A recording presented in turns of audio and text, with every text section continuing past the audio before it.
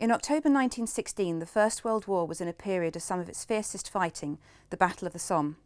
Starting on 1st July and ending on 18th November, the Allied offensive is well remembered for the huge loss of life and the first use of the tank. What is less known is that the battle also saw the first operational military weather forecast by the Met Office. So at the start of World War I, the Met Office offered its services to the Army, but they were informed that the Army doesn't go to war with umbrellas.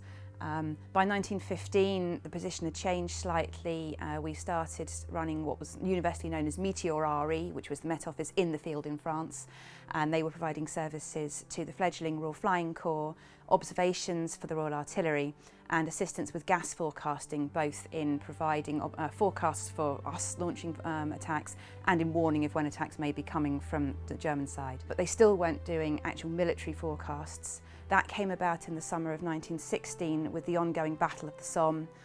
They faced above average rainfall in August, which combined with the high water table in the Somme floodplain and basically created the trench conditions that we all know. And as the battle dragged on through towards the winter, the military commanders realised that they had no choice. They were going to have to look at the importance of the weather in military planning. And out of that came the very first military forecast, which was produced by Ernest Gold, and that was produced on the 24th of October 1916. The initial forecasts were actually very brief.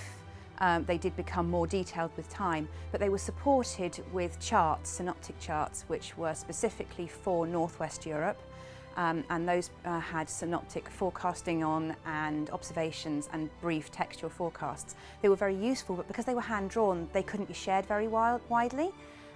However, they then introduced clay copiers into the field, which meant that they could share them much more widely among the Allied forces. And that information was actually so useful in planning for one of the few advances during the Battle of Passchendaele that Meteor RE, the Met Office in the field, received a telegram from one of the senior commanders of the Second Army actually thanking them for their accurate forecasting, which had proved so useful during the battle.